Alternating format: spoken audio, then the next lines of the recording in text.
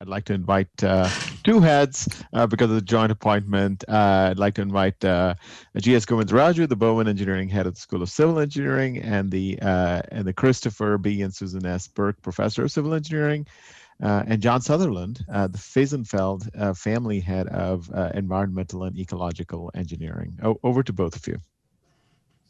Thanks, Arvind. Yeah, again, just to make everything clear, I'm John.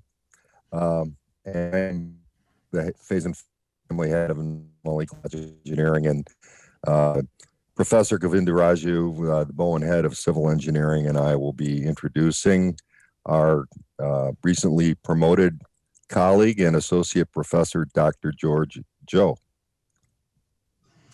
Hi, this is GS, and I'm very glad to be here.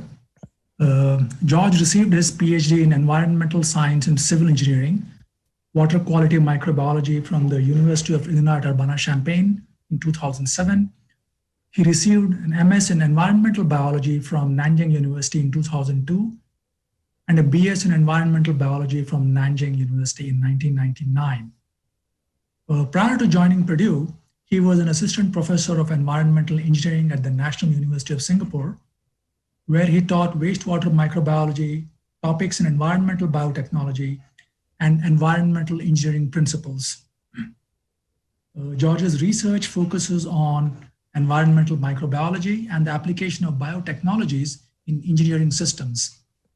His recent projects include development of molecular biology techniques to evaluate antibiotic-resistant bacteria in natural and urban environments, production of cost-effective biofuels, nanomaterials for water purification, and indirect and direct potable water reuse. John? Thank you, GS. In 2014, EEE and CE were very fortunate to have George join Purdue University as an assistant professor, and since that time, he has been a wonderful addition to our respective departments. I'll just note that George is an outstanding teacher and mentor to our students. In 2019, he was actually recognized by the EEE Graduate Student Organization with the Outstanding Engineering Graduate Student Mentor Award. So with that brief introduction, we are very pleased to introduce Professor Zhi George Zhou as we celebrate our associate professors today. Thank you, John and GS, for the nice introduction. Let me load my slide. Can you see the slide? Yes, George, we can see it. Okay, great, thank you. So it's really my pleasure to join this luncheon to introduce my background on research, teaching, and service. Let me just, okay. All right, so I'll just give a really brief overview of my my background. So I was born in China, in Northeast China, and I got my bachelor and master's degree from Nanjing University. So it's a city about like 200-300 miles west of Shanghai. And I really liked what I was learning, so I continued to pursue a PhD from University of Illinois. My PhD topic was antibiotic resistance in swine farms. And after working with swine or pig poops for about 5 years, I realized maybe I should just change a little bit. So I looked in opportunities in the industry. So I ended up working as a consulting engineer in the Bay Area. It's a city called Walnut Creek, very nice, beautiful city. I worked there for about 2.5 years. Then I realized I was loving teaching, and I really like research. So I was looking for opportunities in academia, and I found the National University of Singapore. So I worked there as an assistant professor for about 4 years. Then I realized maybe I should find an even better university, so which is Purdue. So back in 2014, I came back to Midwest and have been working here since then. I really love what I'm doing for now. So a brief overview of my research. I'm mainly working on microbial solutions for our water and energy challenges. So the picture shows you the main research areas I have been doing. So it looks like a spider or octopus. So I have one main research area on water quality and have a small research area on biofuel and some other research topics on electrochemical filtration. So I just give you a very brief overview of the research I have been doing. So the main research we are doing in our lab is to look at antibiotic resistance in natural environments and engineering systems. So you may not realize the antibiotics the humans consume or animals are consuming are mostly end up in their urine and feces. So up to 90% are not even metabolized. In their original form, they are collected in the wastewater treatment systems. Eventually, they end up in our surface water, in soils, in sediments, and even the aerosols may contain, part of the antibiotic-resistant bacteria that are somehow promoted from antibiotics. So the CDC report shows every year in the United States, we have more than 2.8 million infections associated with antibiotic resistance and 35,000 deaths. So if we don't tackle the problem, by 2050, we're going to have 10 million people dying from antibiotic resistance associated diseases and infections. So that's even worse than cancer. Cancer will result in 8 million deaths. What we are doing in our lab is to evaluate the factors for the development and the spread of antibiotic resistance in wastewater treatment systems and natural environment. And we'll also look at the molecular mechanisms on horizontal gene transfer of resistant genes. So this is some of the results we have been doing on this. So we have been working with environmental samples and wastewater samples for a long time. We are, for now, also working with pill cultures. So we find out some bacteria with harboring the resistance genes, and we mix those with the recipient cells and expose the bacteria under different environmental conditions, nutrients, different levels of antibiotics. So we realized that the transfer efficiency of some of the resistant genes may be promoted significantly, up to 600%, even if you expose them under trace level of antibiotics. So which is alarming because most antibiotics occurring in the environment are occurring at really trace levels. So we are looking at some other impact of, for example, nutrients, dissolved oxygens, and organic carbon. So another project we are currently working on is to look at the emergent contaminant removal in point-of-use water filters. Lots of the emergent contaminants are not regulated, but they are detected in our tap water. For example, PFAS or manganese, even uranium. We have found those in the tap water. So we try to look at how these contaminants can be removed as a last barrier before human consumption. So we also look at how the different substrate and operation conditions may affect their removal efficiency, and how about the microbial growth may affect their membrane filtration flux. So the other project we have been working on is to learn from natural parasites, which is the virus, not the coronavirus, but it's the algal virus. So we look into the current bottleneck of algal biofuel production, and we realize the sonication to release the lipids from algal cells is very energy intensive. So we use the natural cell lysis parasites of algal virus to directly extract the lipids from algal cells without using sonication. We have comparable extraction efficiency, and this will greatly reduce the energy consumption and the chemical usage. We also filed a patent on that. So the last project I would like to introduce is to use carbon nanotube and graphene as a filtration material. But in addition to that, we charge the membrane to have not only filtration, but also electrooxidation. So you can break down the contaminants on the surface and significantly reduce the fouling potentials and kind of regenerate the membrane on site. So we are currently looking at the surface chemistry and for the molecular mechanisms for oxidation pathways of different emerging contaminants. So a little bit more on the teaching side. I mean, during the last few years, I have been teaching a lot of courses. I mean, it's a lot of fun because it's part of the job. And if you like research but not teaching, maybe you should just go to a national lab. They are better funded. I really enjoy teaching. Actually, we learn a lot from the students.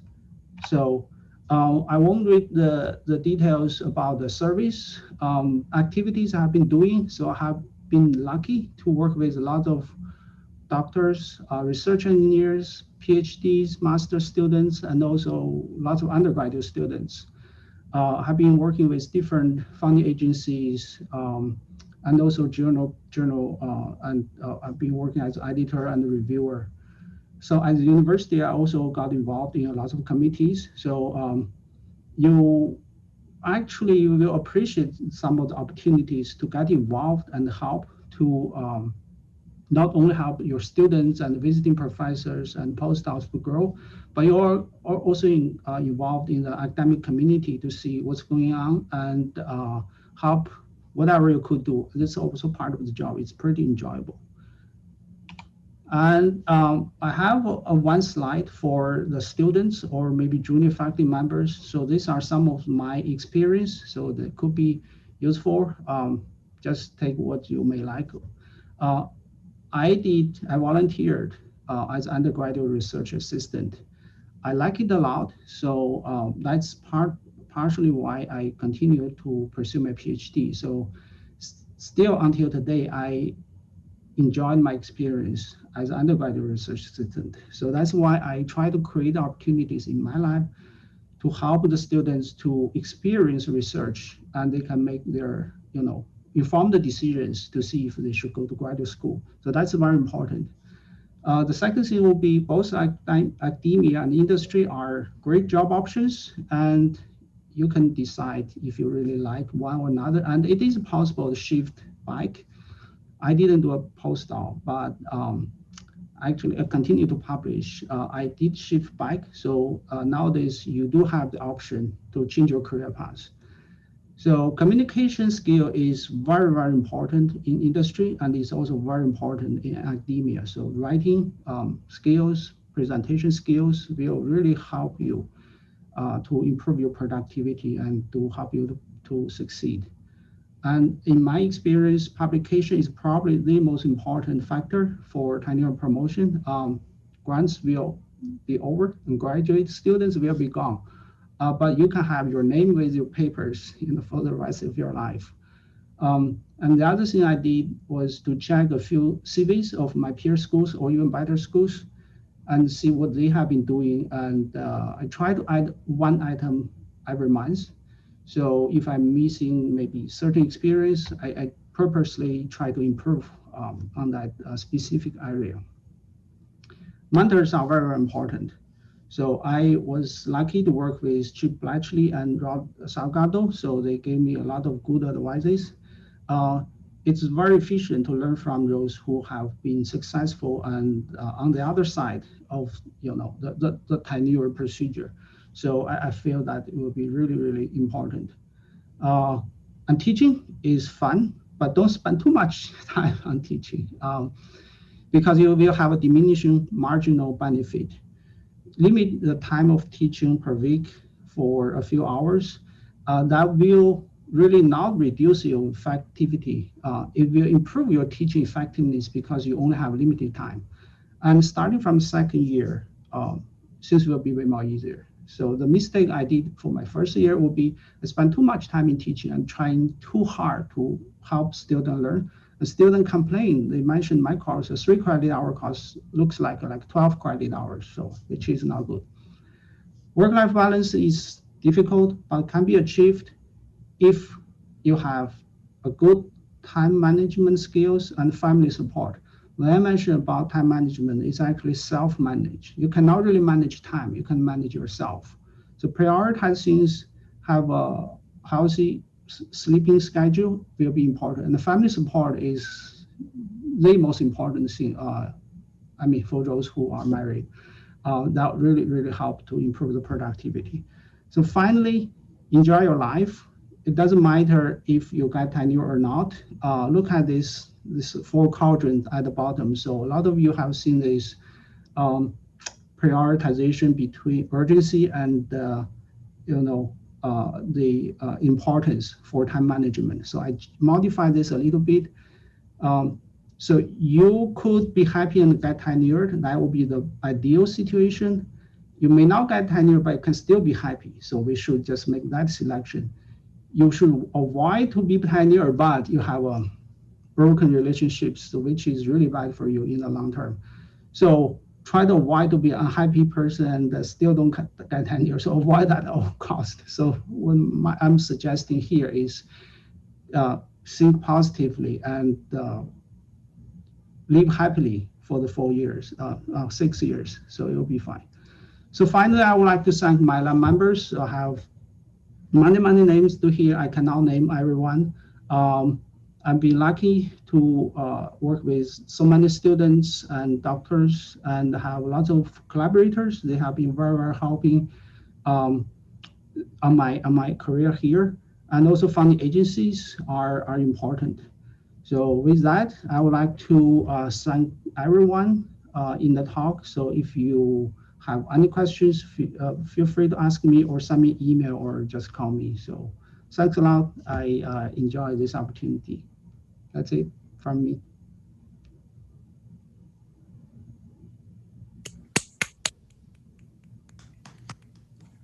Very good, George. Questions for George. Here's one from Clark Gaddis. Could you elaborate a little on what made you decide to switch from industry to academia, and what was that transition like? Right. Thanks for asking the question. When the industry people mention PhDs, they often say you are overqualified. That is true because one, you probably need to, they have to pay you more because you have your PhD degrees. But your job really, most of the industry jobs do not require a PhD. So master student can handle it well after training. So you will not be satisfied. And your company will tell really soon. So that is a potential mismatch there. But the other thing will be you will, after so many years of getting solving very difficult technical fundamental scientific problems, you may not feel challenged. So you want to find opportunities to grow and to be promoted. But most consulting industry, I'm talking about my case, engineering consulting industry will require you to be a people person to constantly interact with your clients. And they care the bottom line. They care how much you can bring projects to the company. So it's a different kind of expectation. So I really like teaching. So why I switched back? Because I really like teaching, and I also like research, even though I work in the research group in the consulting firm. So I was not satisfied. I still enjoy my time in the consulting business, and I still love it today. Very good work-life balance, and much higher salaries. I made a lot more than the Berkeley assistant professor. I compared the numbers. Berkeley professors about like 10 years ago only make about $60,000 a year, $60,000 to $70,000 a year. So anyway, the money is not the only issue. The only issue is you are not satisfied. You don't have the fulfilling, after so many years of hard working, so you want to challenge yourself. So I converted back. But there's one major hurdle. Most of the current, at least in the environmental engineering industry and many other majors, they need you to have a postdoc experience. So either you find a postdoc, you go back to university to do a postdoc, or you maybe find a university to gain some experience like what I did. I was lucky to go to the National University of Singapore. It's a very good university. So that somehow remediate my missing experience as a postdoc. Then you can prove yourself to be able to teach and do research and secure grants. And it's fun. It's not easy, but it's a lot of fun. But one advice: don't stop publishing. That is very important. Or else there's a gap and they won't consider you because there are so many other strong candidates.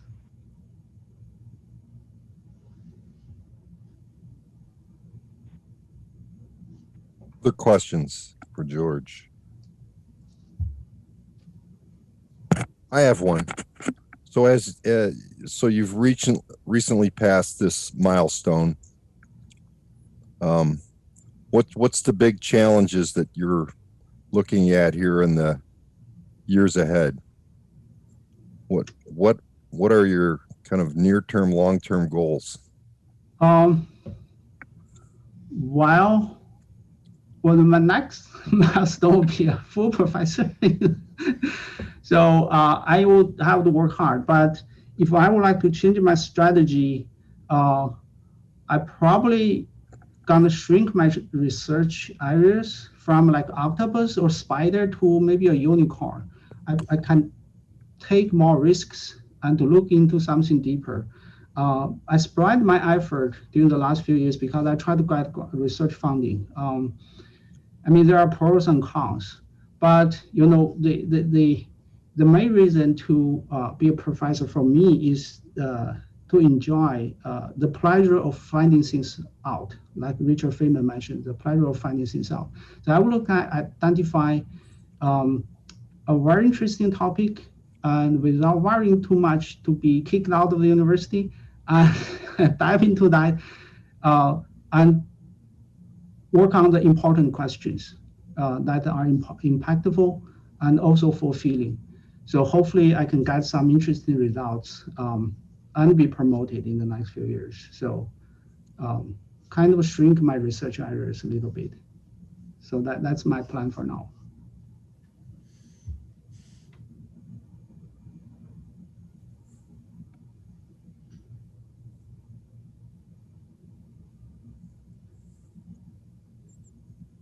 Others?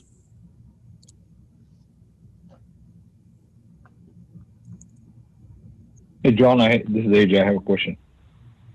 Yeah, go ahead, AJ. Thank you.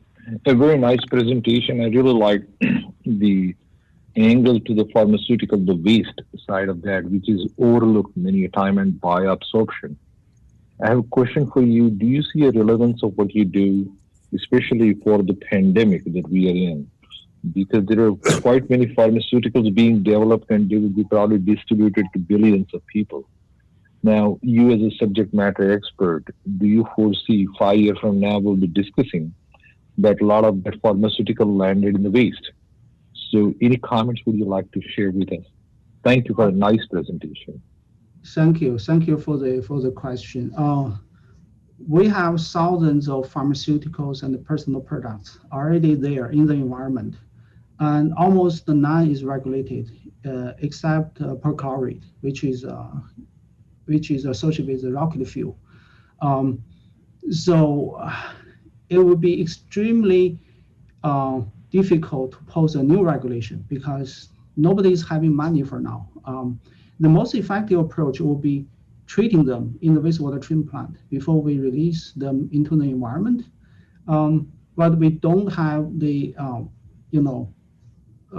the regulation rules and laws for now, and they will have a long-term environmental impact. So one thing we could do, I mean, if we are concerned about human health, is to probably look at the again point of use active carbon or reverse osmosis water filters. If you have young kids or you have immunocompromised family members, so those are effective as your last barrier to get rid of most of the emerging contaminants, especially reverse osmosis membrane treatment systems. So not only about the wastewater, but our drinking water is now regulated for this kind of compounds. Even though we have absorption, we have dilution, we have photodegradation, we have biodegradation, they are not enough. So I would say before we have the regulation there to protect everyone, which is very costly and time consuming, let's put some of these filters in our tap to protect us. So that will be something that's easy and relatively affordable. And hopefully, eventually, someday, we have the regulations to deal with this. But that won't happen soon, unfortunately.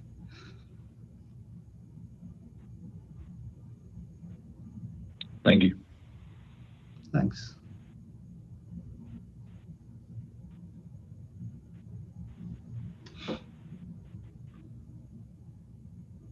GS, any questions from you? Well, I mean, I have always questioned, but I talk to George often enough. I wanted to give others an opportunity, but George, can you tell us a little about what you see as major cultural differences, let's say, between NUS and Purdue? I'm curious. It's an interesting question. I would say I mean, I'm at Purdue, so there's a reason. If you look at the infrastructure and equipment, NUIC is very good. It's probably ranked number 1 or 2 in Asia. They have a lot of funding and support, and free students, PhD students. So if that is awesome. But if you look at what really motivates faculty members to find new things, to be productive, I think Purdue is at a better place because like all other US universities, so the faculty members are pretty independent. So you are on your own, but you can be free to explore the innovative ideas. At NUS, I think they really don't care too much, but they have a little bit different system. So it's kind of like a hierarchical system. You still have the freedom. You still have the freedom. The thing is, you have to play along well with your colleagues and the management there to secure additional resources to help you to get things done. And also because Singapore is a city-state, they have very limited resources, even though they put a lot of money in the university. So they have a certain preference on like certain topics. For example, pharmaceuticals, the membrane filtration. So they have certain preferred topics. So instead of some fundamental science like here, you can just look at maybe the distribution of metals in Wabash River, and you get a paper published, everyone's happy. But if you are in a different culture, so especially like Singapore and many other Asian countries, so you have to look at their prioritize research areas to get additional funding to be really productive. So not a really big deal, but sometimes I'm gonna change how we use our time, to get more papers out of this experience. Thank you, John. Good. Thank you.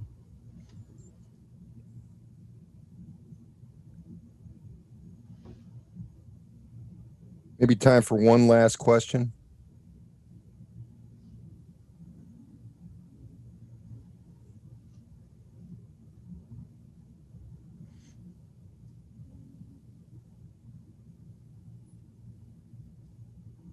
I guess if there aren't any additional questions, we could turn it over back to Arvind.